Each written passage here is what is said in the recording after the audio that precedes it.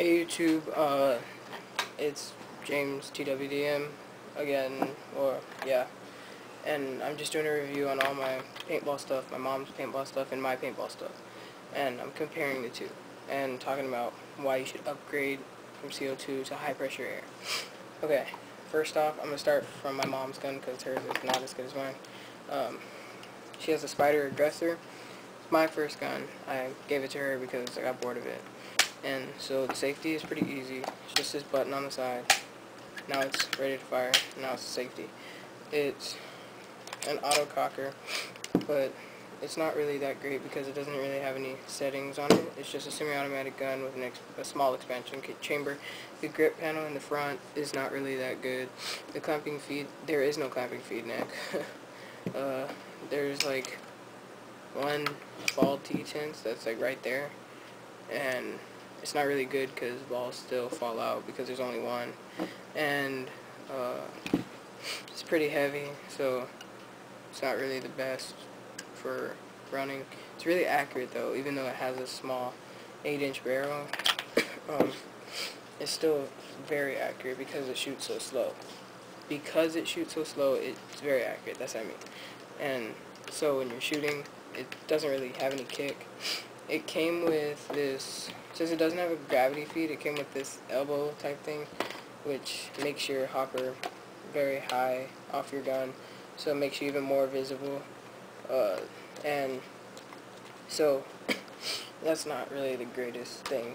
So I suggest you, if you have this gun, to upgrade to a clamping feed neck, and it's very easy to cock back, and then shoot, and then sometimes if you don't have lube on it, it will go brrr, like the sound when you're running out of air, but you're not running out of air. It's just so you need to lube your O-ring, and it's pretty junk. The ASA is just plain. Yeah, and that's pretty much it. The CO2 tank it came with was a 9-ounce CO2 tank. Pretty much ruined the gun. Don't use this. If you have this, don't use this. I'm telling you. I played one game with this, and I had to replace all the O-rings. They all just froze and broke. My barrel turned white because it froze. This thing just got ice cold. I live in Hawaii where it's really hot, but it still froze. So don't use this. We had to upgrade her to a Gorilla high pressure air tank, 2,000 psi, glossy finish, still kind of full, but it is heavier, and but it runs quicker, runs smoother, very consistent. This is like not consistent at all. This is always 800 psi, and so that's, you don't ever know what you're shooting off that. But this thing is actually really reliable. It doesn't slide off too easily, but we are planning on getting a tank cover. This is her helmet. It's very, very bulky, kind of heavy if you're looking for a light gun. It covers your chin very well, like completely covers you, and then it has the little buckle.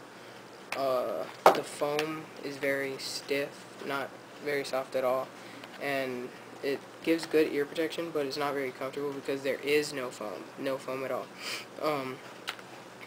It actually fell off my mom while she was playing a game because she bumped into the bunker, but it fell off her and we had to call the ref. It wasn't very pretty at all. I'm just telling you that now. So this, and your peripherals are very much blocked off. If you can see that, you only get to see just that much. It's gone. You're very much tunnel vision, not by choice. So we're done talking about this gun, and now we're talking about my gun, the Spyder Pilot 09 with eyes. Basically the same thing. I love spyders because they're very easy to take apart. You just pull the pin out, pull it out, twist the bolt out, and then, or twist the velocity adjuster out. Spring comes out and the bolt comes out. The bolt O-ring comes out. You just twist it back on, clean whatever you need to do, lube it up, slide it back in, pick it down twice, cock it back, it's ready to shoot. And the thing I like about this is that it has a clamping feed neck, and so you can fit like this big old beast topper onto it, the view loader. Even though this view loader doesn't have eyes, so it kills battery, it serves a purpose. It doesn't jam any balls, even though it just keeps running. Even though it just keeps running, it doesn't chop balls because of the spinning wheel inside. It's very flexible, so they just bend off the balls. This and this holds the ball detents or eyes. I don't think they're eyes because they don't really work that well. Even if the eyes are on and there's nothing in there, it will still shoot if you hold down the trigger. I don't know. It's pretty stupid. So I consider them ball detents. They work very well as ball detents, not very well as eyes, so I'm going to call them that. And then, so, it's pretty, you pay for eyes, but you actually get detents. The balls don't come out. The trigger's very light, so if you're, like, very fast at pulling the trigger, then you're going to like this gun because you can adjust it so that if you just touch the side, it's going to shoot. That's how sensitive this trigger can be. I like this one better, the grip panel, the expansion chamber actually. I call it the grip panel, but it's very big. You can actually grip it instead of grabbing like the tubing or the grip is very boxy and hard. Some of it's rubber, but it's very hard still. And it's got 3 settings. It's got as you can see, the eyes button is the orange thing that's turning on and off right now.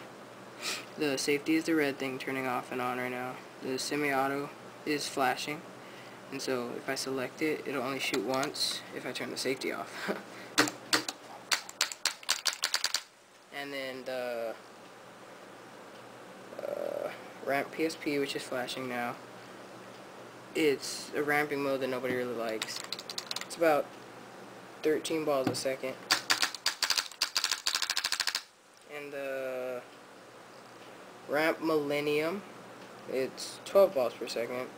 It's not, it takes a little bit longer to kick in, as you can tell. I pretty much only use safety, or semi, because it's pretty, you don't really get to use the settings on a beginner course. I like this barrel because it is, in fact, an 11-inch barrel. It's pretty accurate. It's very accurate, actually. When you're using it, I look down this to aim, and it's very accurate. I know what I'm shooting at all the time, but I like it because it's very lightweight, even with this on, with 2 batteries in it when it only needs 1. It's very light. So, and my air tank is another Gorilla air tank without the glossy finish, so we can tell the difference between mine and my mom's. They do the same thing. My mask is a plain Java mask without a visor. The reason why I like it is because of the foam. It's very soft and squishy. I like the fact that it covers all your ear. Your peripherals are completely shown. You can see very well through them. The grill or breathing holes, it's very easy to breathe through because there is so much of them. The goggles are kind of hard to take out. You have to undo these screws and pop it out. But it's very comfortable. But it does echo a lot in here, so if you're a shouter, you think you're talking really loud, but you're not. So you have to get used to it. And it's very comfortable. Your nose fits in perfectly, and it just got a cool, sleek design. My pod pack is just a simple JT pod pack. Holds 100 rounds in each pod, or 140, whatever you want to put in. My barrel plug. Okay, down to the real stuff. Why to buy high pressure air instead of CO2? Okay, CO2 is carbon dioxide. It's mostly liquid at the bottom. When you fill this thing up, it's mostly liquid.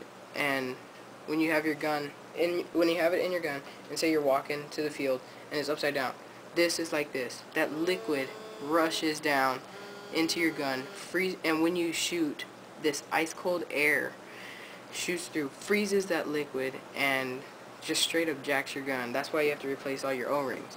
And every time you take it out, you have to replace this O-ring up top because it freezes. When that burst of ice cold stuff shoots out. When you take it off, it ruins your O-ring. You have to replace it every time. Even though this is cheaper, you're still going to pay $30 worth of O-rings every time you take it out.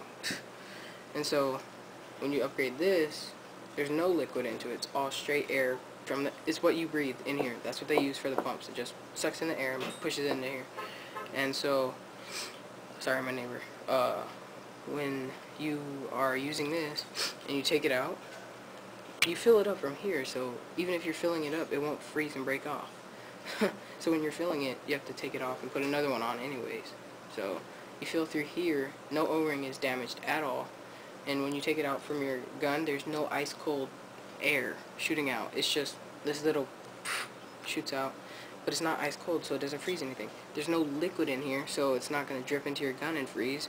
This thing doesn't even chill. It stays at a normal temperature. That's why it's so consistent. When CO2's temperature drops, the pressure drops because it just gets cold. When it rises, it jumps up. It shoots really well. But as you shoot, it chills because the air is going. And so if you're shooting, it's going to chill and shoot less. And so that's why you don't use it. Thanks for watching. Comment below, like it, and tell me how you like it. And I will tell you if I'm selling my stuff. I'm planning on selling some things because it's not what I want. Alright, bye.